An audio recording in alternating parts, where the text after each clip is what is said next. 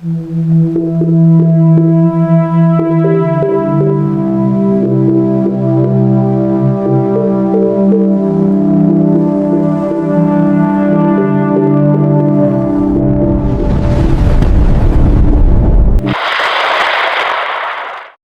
araw po sa inyong lahat. Narito na po ang pinakahuling update tungkol sa binabantayan nating bagyong Verbena. Ito po ay lalo pang lumakas at isa ng ganap na severe tropical storm. Mayroon itong lakas ng hanging umaabot sa 95 kilometers per hour at may pagbugso na umaabot sa 115 kilometers per hour. Kumikilos ito pakanluran sa bilis na 15 kilometers per hour. Apektado pa rin ang bahagi ng Palawan dahil sa lawak ng bagyong Verbena. Bukod pa rito, mayroon din tayong amihan na nakaaapekto sa hilaga ng ating bansa. Lubos po naming pinag-iingat ang ating mga kababayan dahil sa inaasahan nating malalakas na pag-ulan na maaaring magdulot ng pagbaha at pagguho ng lupa. Sa pinakahuling satellite image, makikita natin na malapit na itong lumabas ng Philippine Area of Responsibility. Inaasahan natin na ngayong umaga ay nasa labas na ito ng ating PAR. Ngunit habang papalabas ng PAR ang bagyong Verbena, may posible namang mabuo muling low pressure area sa silangang bahagi ng ating bansa.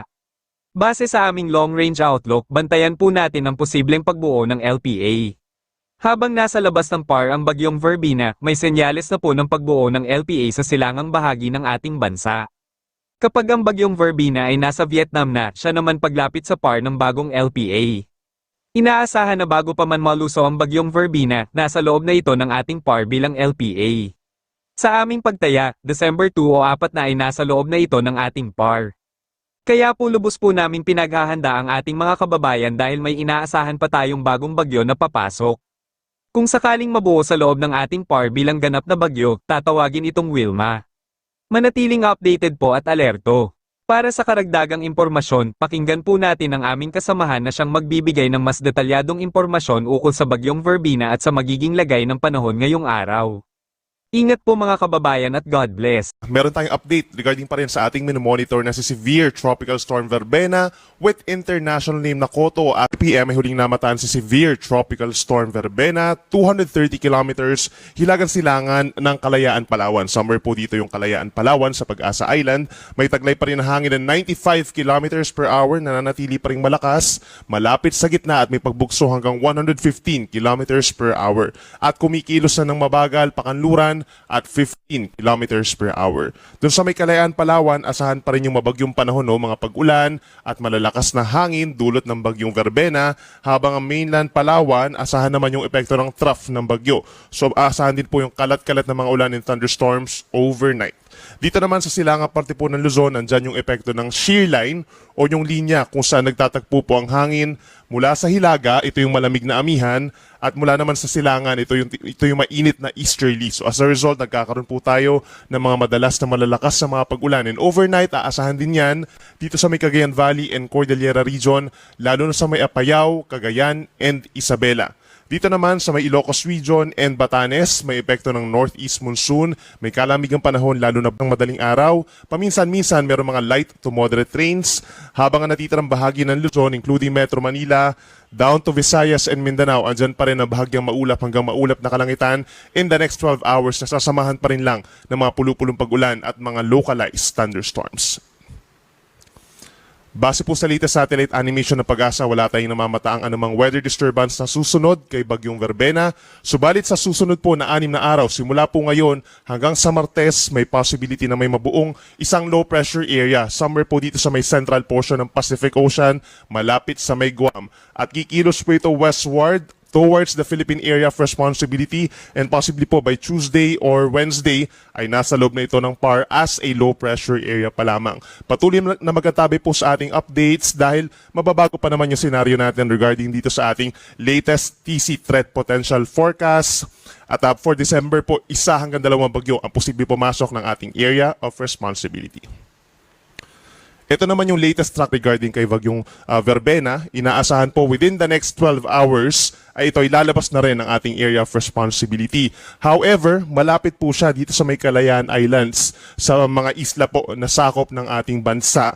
At inaasahan magkakaroon pa rin ng direktang epekto, mga pabugso-bugsong hangin kahit makalabas na ito ng ating area of responsibility. Sa paglabas din niya ng ating PAR book, inaasahan yung pagbagal pa nito habang papalapit dito sa may central portion of Vietnam. So malaking impluensya yung presence ng high pressure area somewhere dito sa may Indochina na siya nagkokos ng kanyang pabago-bago or erratic po ng movement at yung mabagal na pagkilo. So ang magandang balita naman, hindi naman ito lilis ng direksyon or babalik dito sa may parting Luzon at muling magla-landfall. So ang epekto nito within the next 48 hours or sa susunod na 2 araw ay dito lamang sa may Kalayaan, Palawan. And even given na ito ay lumalaki sa ngayon, no, yung kanyang diametro is 800 to 900 kilometers, hindi pa rin nasasakop itong Palawan or even some parts of mainland Luzon. Sa ngayon po, meron pa rin tayong wind signal number 1 sa may Kalayaan Island sa Palawan. Pabugso-bugso pa rin po yung hangin doon. Habang sa ibang lugar po sa Luzon, tonight po, yan po ay dahil dun sa outer portion nitong si Bagyong Verbena plus the northeast monsoon. Halos buong Luzon, meron din pabugso-bugsong hangin mararamdaman po, hindi direktang epekto ng bagyo. Batanes, Cagayan, Apayao, Abra, Ilocos Norte, and Ilocos Sur, meron din mga pabugso-bugsong hangin, gayon din sa Zambales, Bataan, sa Lubang Island, at sa lalawigan pa rin ng Palawan. Pagdating naman po sa malalakas na mga pag-ulan, posible pa rin ng 100 to 200 millimeters sa dami ng ulan within the next 24 hours sa Apayao, Cagayan, and Isabela. So mandalas po magiging malakas ang mga pag-ulan doon, mataas pa rin ang banta ng mga pagbaha at landslide. So lagi tumutok sa ating mga heavy rainfall warnings and please coordinate po sa ating mga local government units for possible rescue or evacuation. 50 to 100 millimeters naman ng dami ng ulan hanggang hapon sa may Kalinga, at sa Aurora, enhanced din po yung rainfall, lalo na doon sa malapit sa Sierra Madre and Cordillera Mountain Ranges. Pagsapit naman po sa araw po ng Friday ng hapon, naasahan pa rin ang mga pag-ulan na malalakas dito sa may Cagayan at magpapatuloy actually yung hanggang 200 millimeters per day na dami ng ulan sa lalawigan pa rin po ng Cagayan. Kaya mag-ingat pa rin sa banta ng mga pagbaha. Pag-apaw na rin po ng mga ilog, inuulit natin dahil patuloy ang mga pag-ulan sa mga nabanggit na lugar dito sa may Apayao, Isabela, even dito sa other portions po ng Southern Cagayan Valley and Southern Cordillera region, saturated na yung lupa o hindi na po makasipsip ng tubig kaya mataas pa rin ang tsansa ng mga pagbaha at pag-apaw ng ating mga kailugan at mataas din ang tsansa ng pagguho ng lupa. Para naman sa ating mga maglalayag po na kababayan, meron pa rin tayong gale warning. Epekto pa rin itong si Bagyong Verbena kung dito sa may Kalayaan Island sa Palawan hanggang 5.5 meters. At sa malaking baybayin pa rin po ng Northern Luzon, asahan pa rin yung halos 2 palapag ng gusaling taas ng mga pag-alon. Kabilang na dyan ang Batanes, baybayin ng Cagayan, kabilang ang Babuyan Islands, Ilocos Norte, Ilocos Sur at maging dito rin sa western coast ng Pangasinan. Delikado po ang mga pag-alon na to, no? Most likely, pagbabawalan nitong ating mga kababayan ng ingisda, no? Yung may maliliit na sasakyang pandagat, meron din mga travel suspensions for some medium and large scale ships. So laging tumutok sa ating mga, or laging makapag-ugnayan sa ating mga local coast guards. Para naman sa lagay ng ating panahon, araw ng Huwebes, magdala po ng payong pa rin ang mga nakatira po dito sa may Northern Luzon. Epekto pa rin itong shear line at ng amihan. Yung shear line na magdadala ng minsang malalakas na ulan dito pa rin sa may Cagayan Valley and Cordillera Administrative Region or halos buong Cagayan Valley dahil dito sa may Batanes, ganyan sa Ilocos Region, cloudy skies pa rin or makulim din pa rin ang panahon at sasamahan pa rin to ng generally mahihinang pag-ulan lamang, no, dahil sa northeast monsoon. In other areas, kagaya dito sa may Occidental Mindoro, yung tinatawag na trough or yung outer part nitong si Bagyong Verbena, kahit nakalabas na ng PAR, magdadala pa rin ng madalas ng mga pag-ulan, lalo na yung mga facing po the West Philippine Sea na mga areas. Other areas pa dito sa may Luzon, kabilang yung Metro Manila, mga kalapit na lugar sa may Central Luzon and Calabarzon at maging dito sa may Quezon and Camarines Norte, medyo mataas ang tsansa ng mga pag-ulan sometime between late morning hanggang sa late early evening po, no? So from 11 a.m. to 6 p.m. medyo makulimlim ang panahon at mataas ang tsansa ng ulan. So make sure na meron dalang payong kung lalabas po ng bahay. Kabilang na dyan ang ating mga kababayang manggagawa at ating mga estudyante. For Metro Manila, temperatures from 25 to 30 degrees Celsius. Sa norte, hindi rin kainitan. Actually, for Lawag, 29 degrees ang maximum temperature. Tuguegarao, 23 to 28 degrees lamang. And for Baguio, malamig pa rin po, 17 to 23 degrees Celsius. Sa ating mga kababayan po dito sa may Kalayaan Island sa Palawan, pabugso-bugso pa rin ang hangin at may kalakasang ulan dulot mismo nitong si Bagyong Verbena. Meron yung trough nitong si Bagyong Verbena, nagdadala din po ng mga kalat-kalat na ulan dito sa may mainland Palawan. Habang sa Visayas, pinakamataas ang tsansa ng ulan pagsapit ng hapon hanggang gabi dito sa may eastern portions. But in other times, generally for the entire Visayas region, asahan po yung bahagyang maulap at minsan maulap lamang na kalangitan at may kainitan po pagsapit ng tanghali. Possible yung hanggang 32 degrees Celsius. At sa ating mga kababayan naman sa Mindanao, asahan din po sa umaga, fair weather conditions naman or halos katulad na weather conditions as today. Madalas maaraw, minsan maulap lamang ang kalangitan, pero nagkakaroon din ng mga isolated rain showers or thunderstorms pagsapit ng hapon hanggang gabi. So make sure din na meron pong dalang payong kung lalabas ang bahay pagsapit ng hapon.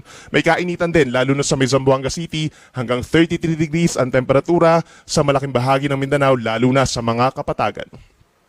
At para naman sa ating weather conditions for Luzon, hanggang sa katapusan na po yan ng Nobyembre, asahan pa rin ang epekto ng shear line sa may eastern section ng Northern Luzon at yung epekto ng amihan or northeast monsoon naman sa kaliwang bahagi or sa western side ng Northern Luzon. Pinakauulanin po within the next 2 days or November 28 and 29, ito pa rin Cagayan, Isabela, Quirino, Nueva Vizcaya, Apayao, Kalinga, Ifugao, and Mountain Province. Mag-ingat pa rin po sa banta ng mga pagbaha at pagguho ng lupa habang natitirang bahagi ng Luzon, bahagyang maulap hanggang kuminsan maulap na lamang ang kalangitan at sinasamahan pa rin yan ng mga isolated na mga pag-ulan kung dito sa may northern and central Luzon habang may mga localized thunderstorms pa rin sa may Metro Manila, sa may Calabarzon, Bicol Region, and Mimaropa. Then pagsapit po ng linggo, iiral yung tinatawag natin pa rin na easterlies o yung mainit na hangin galing sa may silangan, pinakamatataas ang tsansa ng mga ulan sa Cagayan Valley, sa Aurora, Quezon, Bicol Region, the rest of Luzon, partly cloudy to cloudy skies in general. Sa ating mga kababayan po dito sa Visayas, asahan din ang mataas na tsansa ng ulan. Pagsapit po ng Sabado, epekto po yan ng easterlies. Magpapatuloy yung easterlies pagsapit ng Linggo pero mas kakaunti yung mga pag-ulan. But for the last 3 days of November po, partly cloudy to cloudy skies pa rin tayo in general for the entire Visayas or magkakaroon po ng mga patuloy na magdudulot ng mga patuloy na pag-ulan dito sa Kabisayaan. Very ideal po ang pamamasyal ng ating mga kababayan doon. At para naman sa Mindanao, asahan din po fair weather conditions in general from November 28 hanggang November 30. Yan po ay holiday. Asahan na bahagyang maulap hanggang kuminsan maulap na kalangitan at sasamahan pa rin lamang ng mga pulupulong pag-ulan o pagkidlat pagkulog na walang kinalaman sa anumang low pressure area or bagyo. At yan muna ang latest.